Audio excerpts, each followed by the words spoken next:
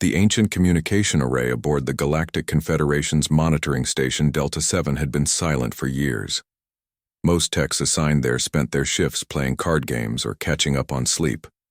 But on that particular day, the forgotten system crackled to life, startling young Operator Lee from his daydream. "Sir, we're picking up something from the Threlian sector," Lee called out, his fingers dancing across the dusty console. Station Commander Yuna looked up from her reports with a frown.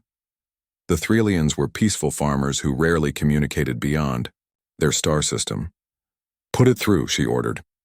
The message that filled the command center sent chills down everyone's spine. Between bursts of static and alien screams, a calm voice repeated, "Help us. The Krell have come. They burn our cities. They take our children. Please, anyone." Within hours, the message reached the Confederation Council. Representatives from 30 advanced civilizations debated appropriate responses. The Vorlani suggested diplomatic channels. The Altari recommended economic sanctions. The Bentu advised careful observation. Only the human ambassador remained silent during these deliberations, his face unreadable as he sent a private transmission back to Earth. Earth's response shocked the Confederation. While other species debated the proper protocols, humanity launched the SSV Nemesis, a sleek black destroyer with stealth capabilities that most Confederation members didn't know existed. But what truly concerned the Confederation wasn't the ship itself. It was the crew. Captain Han stood on the bridge, her scarred face reflected in the viewport as the Nemesis jumped to faster-than-light speed. The military had stripped her of rank 5 years earlier when she disobeyed direct orders to evacuate a civilian colony under attack. She'd saved 4,000 lives but lost her career. "Captain, full crew manifest is uploaded," said Min, her second-in-command, a man who had spent 8 years in prison for hacking military networks during the Resource Wars. Han scrolled through the personnel files: former soldiers discharged for excessive force, brilliant scientists with ethics violations, engineers who had built illegal weapons, pilots who took impossible risks. All dangerous, all expendable in the eyes of Earth's government. "Interesting choices," Han said, closing the files. "They sent their problems to solve someone else's problem." Min smiled thinly. "Better than rotting in cells or working dead-end security jobs. Everyone here volunteered. Because they're looking for redemption or because they want to fight?" Han asked. "Does it matter as long as they do the job?" The Nemesis emerged from FTL at the edge of the Threlian system, sensors immediately picking up the chaos ahead. The Krell had positioned 12 battlecruisers in orbit. Smaller dropships ferried troops and equipment to the surface where columns of smoke rose from the once peaceful Threlian settlements. "Tactical assessment," Han ordered. Jin, their combat specialist who had been court-martialed for excessive casualties during a hostage rescue, studied the sensor readings. "The Krell have established orbital dominance. Standard military doctrine would call for a retreat and reassessment." Han watched the bombardment of the planet below, her jaw tightening. "Good thing we don't follow standard doctrine. Min, activate our stealth systems. Day, plot an atmospheric insertion course that keeps us in the planet's sensor shadow." The young pilot grinned. He'd been discharged after crashing an experimental aircraft he wasn't authorized to fly. "Impossible approach angle, minimal landing zone, enemy fire likely. Should be fun."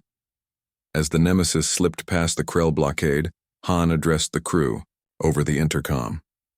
"Earth sent us because no one else would take this risk. The Confederation thinks we're too violent, too unpredictable, too dangerous to be trusted. Maybe they're right." She paused, watching as the ship's hull began to glow from atmospheric entry. "But today, that's exactly what those people down there need." The Threlian distress signal continued to repeat across all frequencies as the Nemesis plunged toward the surface, a dark arrow cutting through fire and clouds. No one answered their call except the most dangerous humans, those with nothing left to lose and everything to prove. As they descended through the turbulent atmosphere, Han caught sight of a Krell troop transport through a break in the clouds. It was landing near what sensors identified as a large Threlian settlement. "Adjust course," Han ordered quietly. "We're making our first impression count." The crew braced as the Nemesis changed direction. heading straight for the heart of the invasion. They were outnumbered and outgunned, but they carried something the Krell couldn't understand: the desperate determination of people seeking redemption through fire. The Nemesis touched down in a clearing 3 kilometers from the main Threlian settlement, its stealth systems keeping it hidden from Krell scanners. Captain Han watched through the view screen as external cameras showed the alien landscape. Purple vegetation swaying in the breeze beneath an amber sky with twin moons visible even in daylight. "Atmosphere readings?" Han asked. Dr. Sung, the ship's medical officer, checked her instruments. Before being recruited for this mission, she'd lost her license for experimental treatments that saved lives but broke every ethical guideline. "Breathable but higher oxygen content than Earth. We'll feel lightheaded at first, maybe a bit giddy. Perfect for a first date with the locals," Jin quipped as he checked his weapon. "What's the plan, Captain?" Han studied the tactical display. "We make contact with the Threlians before the Krell find them. Jiho, you're our translator. You've studied their language from the transmissions?" Jiho nodded.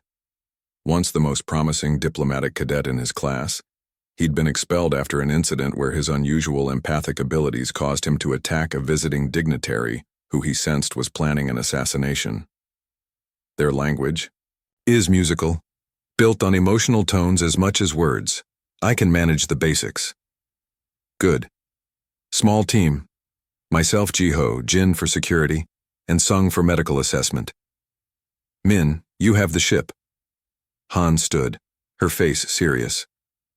"Remember, these people have never seen humans before, and they're being slaughtered by another alien species. They'll be terrified of us too."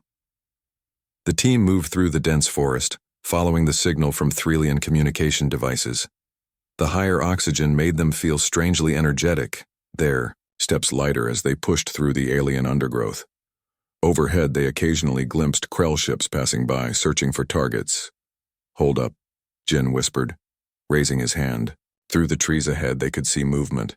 Tall, willowy figures with skin that seemed to glow with faint blue patterns. "The Threlians." "Jiho." Han nodded. The translator stepped forward, hands empty and raised. He made a series of melodic sounds, his voice rising and falling in unusual patterns.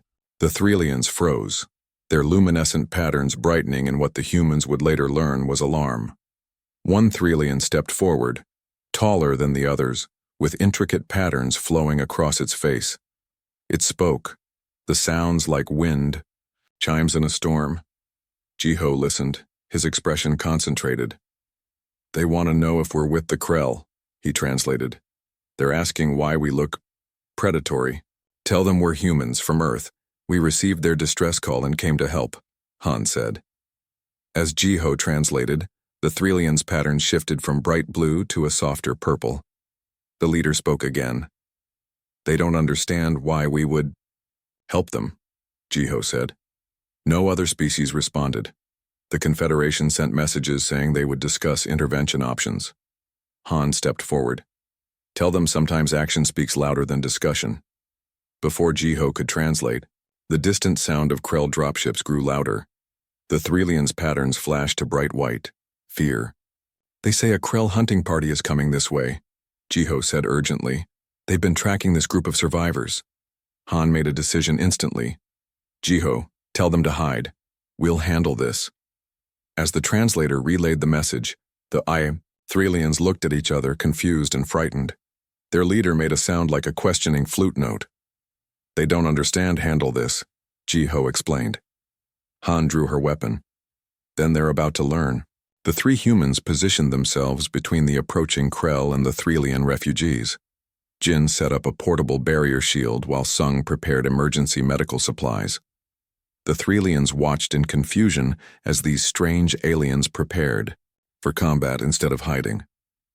The first Krell hunter burst through the undergrowth, a massive armored figure with 4 arms, each holding a different weapon. It spotted the humans and roared. What followed shocked the watching Threlians.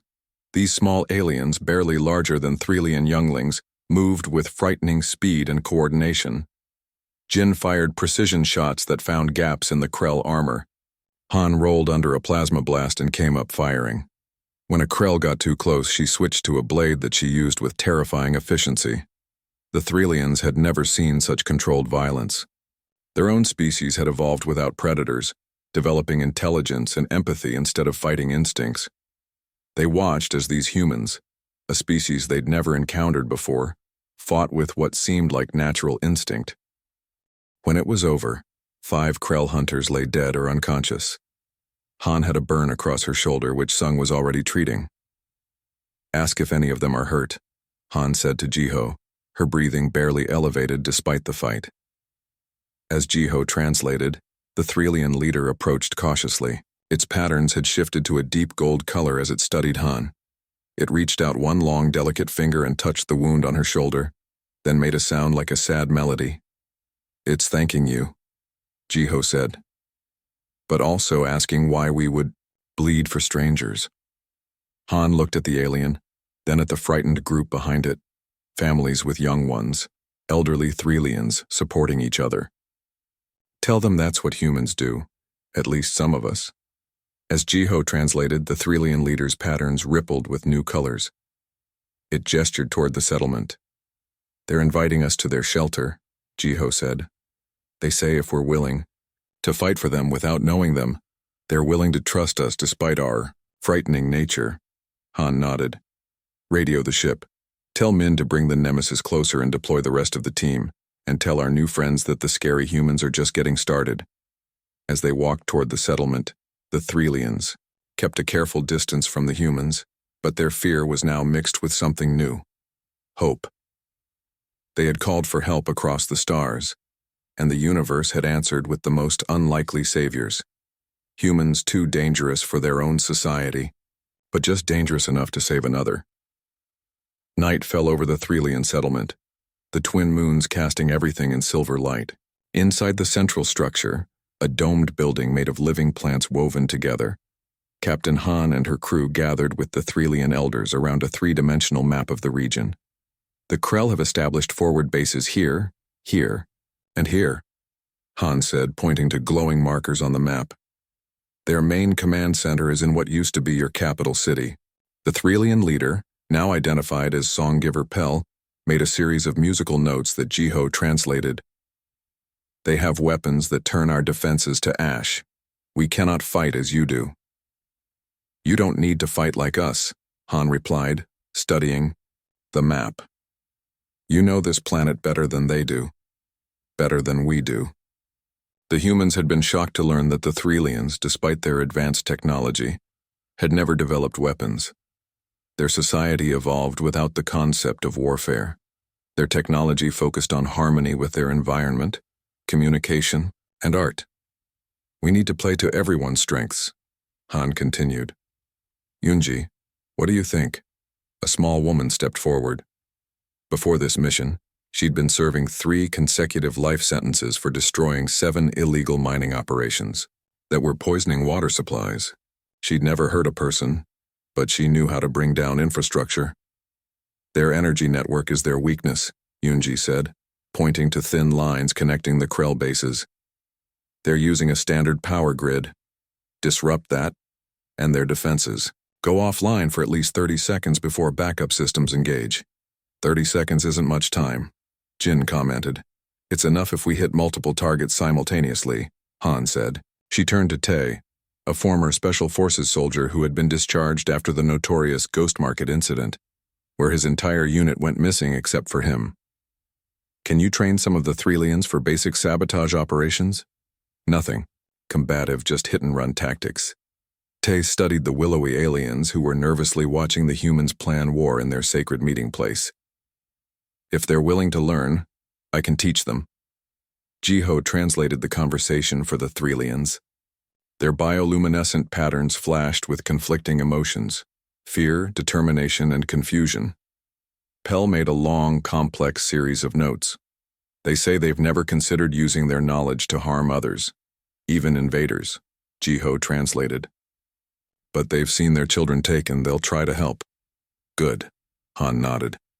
"Dr. Park, what have you learned about Krell biology?" Dr. Park looked up from her portable lab setup. She'd been analyzing samples from the Krell they'd encountered. Before this mission, Her research into cross-species genetic modifications had been deemed too dangerous by Earth's scientific community, despite its potential medical applications. They're sensitive to certain sound frequencies, she explained. Their hearing evolved to detect prey underwater before they became a spacefaring species. The right sonic burst would disorient them without harming Threlians. The planning continued through the night, each human bringing their specialized and often illegal skills to the table. By morning, they had devised a strategy that played to everyone's strengths. 3 days later, the counteroffensive began. It started with the Threlians themselves. Teams of them used their knowledge of the planet's plant life to block Krell patrol routes with rapidly growing thorny vegetation. Others redirected underground water sources to flood lower-lying Krell positions.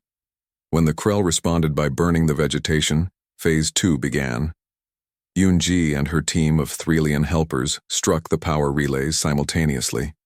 They didn't destroy them. That would trigger immediate alerts, but modified them to overload on command. When Han gave the signal, 37 Krell outposts lost power at the same time. During those 30 seconds of darkness, Ty's teams moved in. The Threlians didn't fight directly, but placed small sonic devices developed by Dr. Park near Krell positions. When activated, the devices emitted frequencies that left the Krell disoriented and nauseated, while the Threlians, with different auditory systems, were unaffected. Western sector clear. Tay's voice came through the comms as Han watched from the mobile command post they'd established in a cave system. Southern approaches secured, reported another team. One by one, the Krell outposts fell into confusion. The human crew of the Nemesis, each using the skills that had once made them pariahs on Earth, coordinated the planet-wide resistance. Not everything went smoothly. In the eastern forests, a Krell commander adapted quickly, shutting down its troops' audio receptors. Jin led a direct assault there, the only option left. 3 Threlians who had insisted on joining him were injured, their patterns dimming dangerously, as Dr. Sung worked to save them. By sunset, the tide had turned. The Krell, expecting no resistance from the peaceful Threlians, found themselves harassed from all sides by an enemy they couldn't effectively target. Han stood with Pell on a ridge overlooking a valley where Krell troops were retreating from positions they'd held just hours before. The Threlians' patterns glowed with a color the humans hadn't seen before, a deep copper hue that seemed to pulse with the heartbeat of the planet itself. "Jiho, what does that color mean?" Han asked quietly. The translator studied the Threlian leader. "I think pride, but it's complicated by sadness. They're proud of protecting their home, but sad it came to this." Pell turned to Han and spoke, the musical notes solemn. "They say they understand now why humans are considered dangerous," Jiho translated. "It's not just that you can fight. It's that you can imagine new ways to fight that no one has tried before. They find it beautiful and terrible at the same time." Han watched as their makeshift army regrouped in the valley below, humans teaching gentle aliens how to wage war against a technologically superior enemy. "Tell them we feel the same way about it." That night, as they planned the next phase of their campaign, a Threlian child approached Jin as he cleaned his weapon. The child placed a small glowing seed beside him and backed away with a musical trill. "What did it say?" Jin asked Jiho. The translator smiled. "That when the fighting is done, something new must grow." The humans exchanged glances. On Earth, their dangerous natures had made them outcasts. Here, those same qualities were planting seeds of hope. 2 weeks into their guerrilla campaign, the human Threlian alliance had pushed the Krell back from 3 major settlement areas. The invaders now concentrated their forces around the captured capital and their main command center, a massive structure they'd built atop the ruins of the Threlians' most sacred meeting hall. Captain Han studied the drone footage Tay had captured during a night reconnaissance mission. Something didn't add up. "They're digging," she murmured, pointing to the excavation equipment surrounding the command center. "Why would an invasion force start mining operations before they've secured the planet?" Dr. Park leaned closer to the screen. "Those aren't standard mining patterns. They appear to be taking core samples." Her eyes narrowed. They're looking for something specific. That night, Han assembled a small infiltration team. Herself, Jin for combat support, Dr. Park for scientific analysis, and Jiho to translate any information they found. The Nemesis would remain on standby for extraction, with Min commanding. Pell approached as they prepared to leave, its patterns glowing with concern. The musical notes it produced were quick and sharp. "It's asking why you're taking such a risk," Jiho translated. "The Threlians can continue the harassment tactics we've been using. There's no need to enter the command center directly." Han checked her equipment one last time. "Tell Pell that knowing your enemy's true purpose can be more valuable than 100 small victories." The team left at midnight, using the cover of darkness and a Threlian rainstorm to approach the capital. The city that had once been a wonder of living architecture, buildings grown rather than built, shaped over generations, now lay in ruins. Only the Krell command center stood intact, an ugly metal structure surrounded by defense turrets and patrol drones.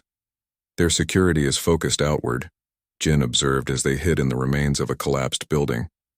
"They're not expecting anyone to get this close.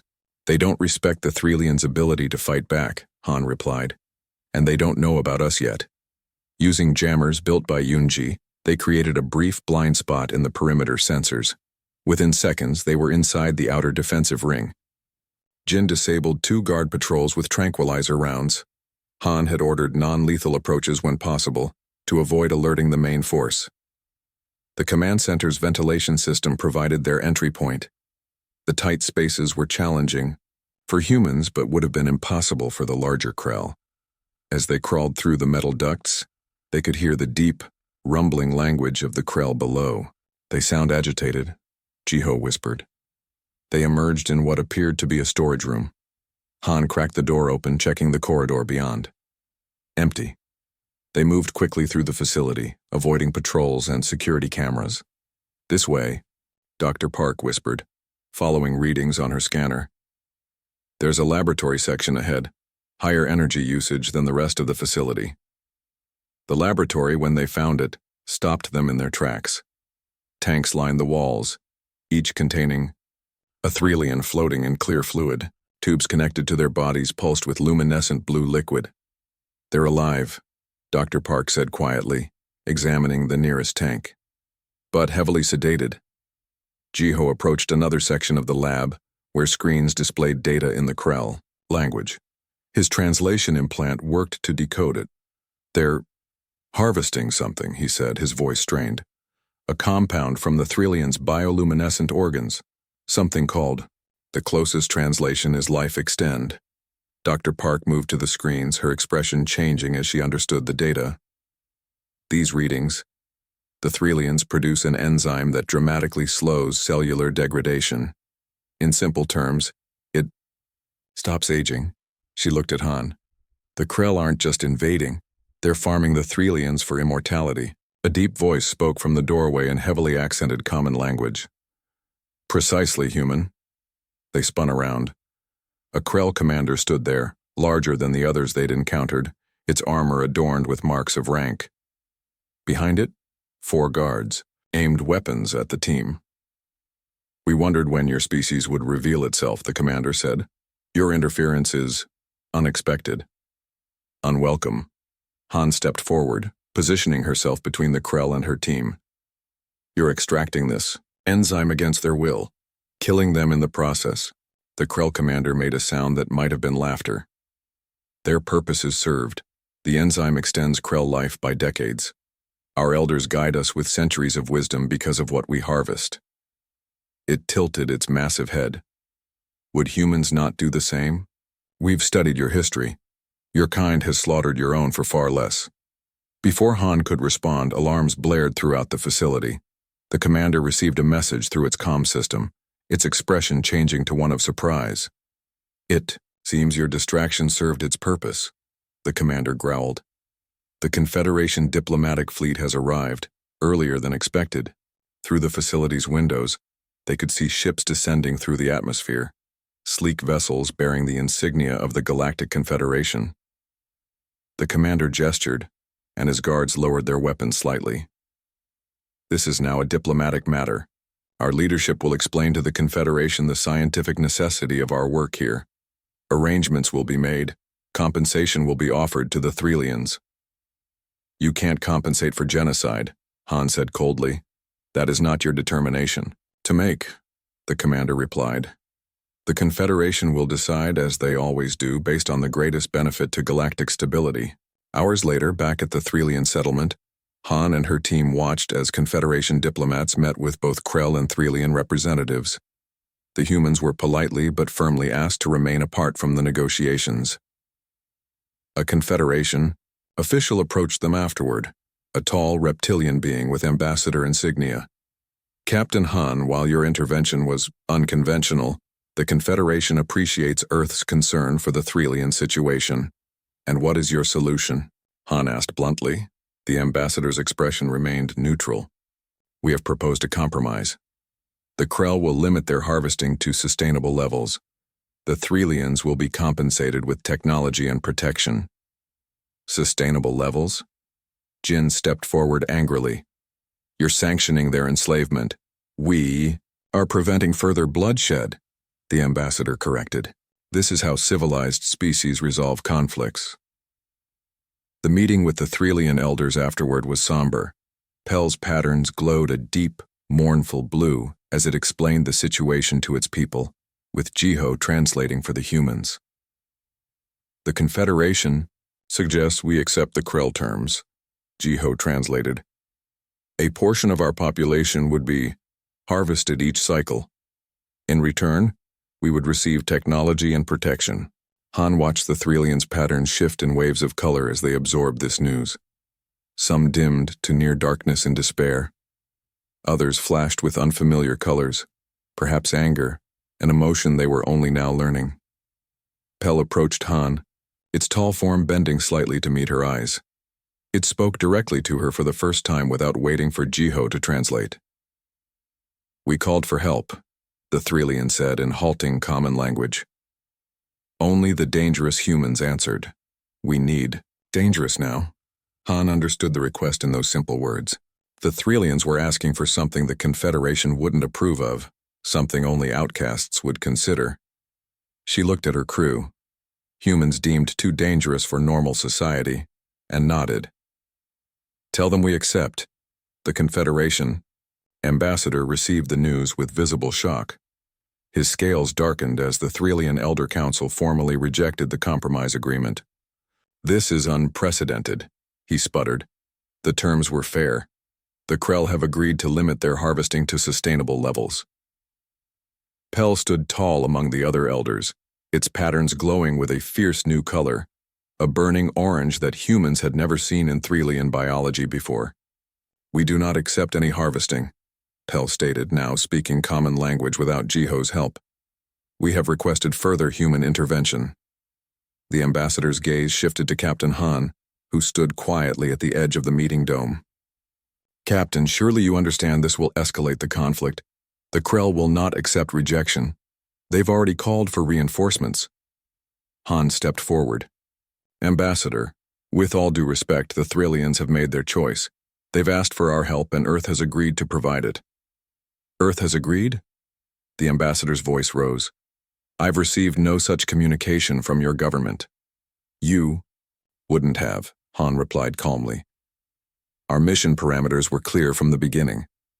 We're here to protect the Threlians, by whatever means necessary. The truth hung unspoken in the air.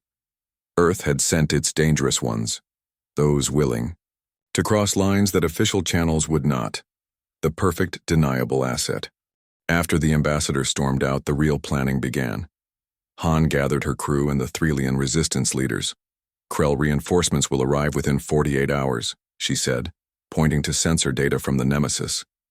An entire battle fleet, 6 destroyers and a command carrier. We can't fight that, Jin pointed out. Not conventionally. Then we don't fight conventionally, Han replied. She turned to Yunji. You've been analyzing their ship's power systems. What's their weakness?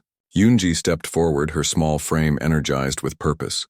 Before this mission, she'd been Earth's most wanted eco-saboteur. Now those same skills might save an alien species. Krell ships use a cascade reactor system, she explained. Efficient, but if one ship's reactor destabilizes, it creates a feedback loop in any connected system. Tay nodded in understanding. Like knocking over dominoes. Hit one properly, they all fall. Exactly, Yunji confirmed. But we'd need to get someone aboard their command carrier to install the destabilizer. The room fell silent as the impossibility of the task settled over them. Then Dr. Park spoke up. Not necessarily aboard. She pulled up molecular scans of the enzyme the Krell were harvesting from the Threlians. This compound has unique properties. It doesn't just extend life, it's incredibly reactive with certain energy frequencies. What are you suggesting? Han asked. We could create a modified version that appears valuable to their sensors, but when exposed to their reactor's frequency. Dr. Park's eyes gleamed with the excitement of forbidden science. It would trigger the destabilization cascade, Yunji. Finished. But we'd need a large quantity of the enzyme. Pell stepped forward, its patterns shifting to a resolved blue. We will provide what is needed. Volunteers only. The plan came together over the next day. Each human contributed their particular dangerous talent. Dr. Park modified the enzyme with techniques that would have gotten her banned from every research institution on Earth. Yunji designed the delivery system.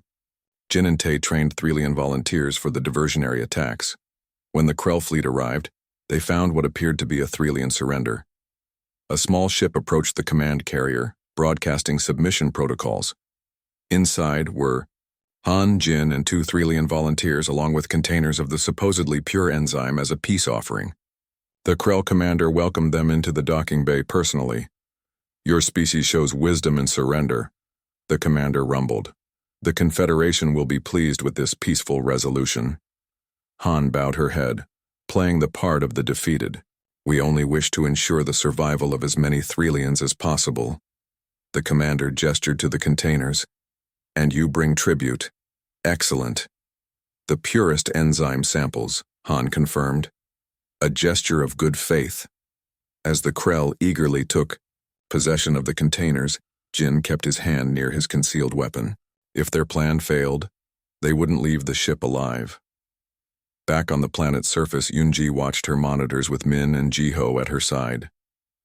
They've taken the bait, she whispered, transferring the containers to their processing lab. Minutes ticked by. Then hours. The team on the carrier managed to return to their ship under the pretense of retrieving more enzyme samples. As they pulled away from the command carrier, Han held her breath. Now, she whispered. Yunji activated the remote trigger. Aboard the Krell command carrier, the modified enzyme reacted exactly as Dr. Park had predicted. When exposed to the ship's reactor frequency, it created a cascading reaction that spread through the power systems. The destabilization jumped from the command carrier to the connected ships in the fleet. From the surface, they watched as the Krell fleet erupted in a series of explosions. Not complete destruction, they had calibrated the reaction to disable rather than annihilate, but enough to render the ships dead in space. When it was over, Han addressed the Confederation ambassador, who had watched the entire operation in stunned silence. The Krell fleet has been neutralized, she stated simply. The Threlians are no longer under threat of harvesting. This is an act of war, the ambassador hissed. The Confederation cannot condone. The Confederation didn't condone it. Han interrupted. Earth's dangerous ones did it. People your society and ours would rather forget exist. People who do what must be done when diplomacy fails. In the days that followed, the Confederation scrambled to adjust to the new reality. The disabled Krell fleet was towed away. Political negotiations began between the Krell Empire and the Threlians, this time with the Threlians in a position of strength rather than victimhood. On their final night on the planet, the Threlians held a ceremony for the human crew. Pell approached each member of the Nemesis team, touching their foreheads with a luminescent fingertip, leaving a glowing mark that slowly faded into their skin. What did that mean? Han asked Jiho afterward. The translator smiled. It's their highest honor. Roughly translated, those who became dangerous so others could remain peaceful. As they prepared to depart, Han received an unexpected message from Earth Command. Additional missions were being authorized. Other species facing extinction or oppression had requested human intervention, specifically asking for their dangerous ones. Han looked at her crew, criminals, outcasts, and rule breakers who had found purpose among the stars. It seems the galaxy has a use for us after all. As the Nemesis lifted off, the Threlian's bioluminescence created patterns in the darkness below, a farewell message visible from orbit that glowed like a constellation against the night. The patterns formed words in common language that any passing ship could read. Only the most dangerous humans answered the distress call, and we live because they did.